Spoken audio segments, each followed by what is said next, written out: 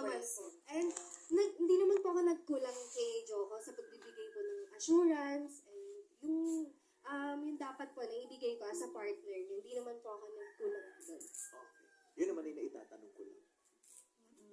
Hindi naman siya Oh, diba? kasi meron din Naparamdam niya naman. meron actually ang tapang din ng mga tao na meron silang Paniniwala.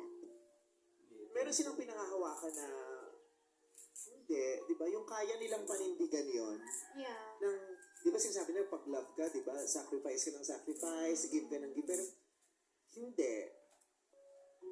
Di ba? Kung ano man ang rason niya. Kasi sinabi na ni Joko, block mo na yan. Pero siya naniwala siya, hindi. So hindi niya blinak. So, Well, maybe kinda nagigets ko si Kat. Kasi maybe because okay naman kami na, okay siya ng ex niya eh. Maayos, walang issue. Baka bago pa kasi kayo ni Joko, establishing yung 5 months. 5 months. 5 months. Diba? Baka yun yung kanya na Yes. parang, Pero kasi, okay first kami. boyfriend niya yun. Oo okay kami, friends kami, close ako sa family niya, wala namang issue. Pero kung meron kang, kung kinakailangan mong mamili, sinong pipiliin mong i-sacrifice? Yung relationship mo with your past or yung relationship mo now? Sinong pipiliin mong i-keep at mas protektahan? Yung mararamdaman ng ex mo o yung mararamdaman ng present? Kasi minsan sa buhay, nakakainis kasi bakit kailangan mong mamili. Pero pag dumating yung pagkakataon yun, kailangan mo talagang mamili. Yun ay sacrifice. Oo. Pero since yung tuloy na yan, ayaw mong masacrifice yung maganda yung samahan ng ex, na-sacrifice yung present. Matagal ba kayo ni ex mo isa? Opo, 3 years. 3 years.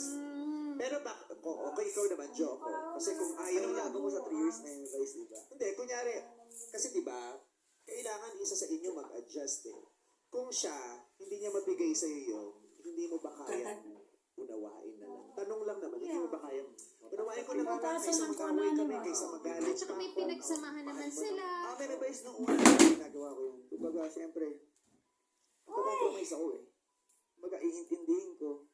Pero may mga gabi talaga, siyempre, matutulog ka mag-isa. May isip mo yun, may advice eh. Ang hirap iwasan. At di man may isip, kayo yung may problema. Pero Joko, Kung isipin mo, pero bukod dami, ang dami yung iniisip, Joko. Yung showtime mo, pinapaisip ko sa'yo. Ako lang nag-iisip sa showtime tuwing madaling araw. Easy! Sa dami na iniisip ko, yung isipin ko pa yung jowa nila, pati ex nito. Ano ba naisip mo? Yun!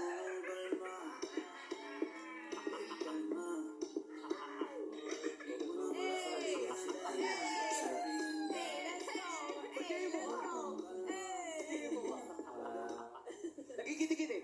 Kitikit. Ginagawa mo na mga laruan. Pero tanong, Joko, naulit pa ba yun after niya sumagot dun sa ex na birthday niya? Bago mangyari yun, may isang beses pa nangyari. Ano? Bago ba yung birthday niya? Yung Oo. ex ulit. Yung pagtawag niya. Pero hindi.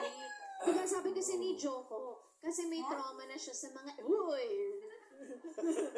may trauma siya sa mga ex niya na bumalik si ex. Oo. Pero unfair din naman kung ano yung trauma mo sa mga ex mo, magiging burden ni Kat. Kasi hindi naman siya tulad ng mga ex mo eh. Dapat bibigyan mo ng chance to prove herself na hindi ako ganun. Hindi lahat ganun. Oo, hindi lahat ganun. Pero kailangan din maintindihan mo yung trauma ng partner mo. And you have to always, you also have to i-respect mo yung timing, yung panahon niya kung paano niya ma-deal yung trauma na yun. Kaya kailangan, mas maganda ka kung maging partner niya kanya para mas solusyonan yung trauma na yun. From the Para past. magamot. Tulungan. Kasi yan. Oo. Diba? Yung acknowledgement. Pero yun ay yung past Yes, naman ang yes. pinag-usapan natin, diba? Anong na-realize mo, ikaw, Joko? Parang, after a while, na-realize mo na tama yung decision ko na iwalayan ko na siya dahil hindi niya maibigay sa akin na yung request ko na i-cut niya yung kanyang pakikipag-unawaan sa ex niya o na-realize mo ba na, ay, dapat pala inunawa ko na lang siya, tinanggap ko na lang yun at naniwala ako sa kanya, wala naman yun, Yeah. it's just plain friendship. Tama mo yung advice. Lahat naman kasi, di ba? Lahat ng mga ginagawa natin sa buhay, nasa uli yung pagsisisi. Nagsisi ka. Opo. Kaya, bago tayo magdesisyon, bago tayo gumawa ng isang action, isipin mo natin ng ilang beses, kahit 10 beses pa. Tapos, ipagdasal mo para lahat ng magiging action mo, higat ka na abasa. Kasi baka nagdesisyon ka ng mga panahon galit ka, mataas yung emosyon mo na masama ang loob mo. Yung, ang nagdesisyon talaga yun ka. Galit. Kasi pag galit ka, sarado ang utak mo eh. Ang nararamdaman mo lang ay yung galit. So, hindi mo na kakalkula o nababalanse yung mga... Yes. After mo nakipaghiwalay, hindi mo ba Binalikan. o sinuyo mo ulit si Kat? Kasi po, nung bago kami magkahiwalay, medyo cold muna kami sa isa't isa. So, Kami sa pressure kayo natutulog, paano cold lang kayo sa isa't isa. ayun, medyo hindi na kami nagkakausap or hindi na kami nag-date nun. Pero Pero kami kami ba? nakakausap kasi hindi mo na siya kinakausap. Kasi sabi niya, sinusuyo ka pa niya. She tried. Ikaw yung dumedma na. Ikaw yung umiwas na. Tapos sabay pasok ng August and September, panahon na ng halala. Na may bit-bit ka ng ibang girl. Wait lang, meron guys. Wait, let me explain pwede. Pwede.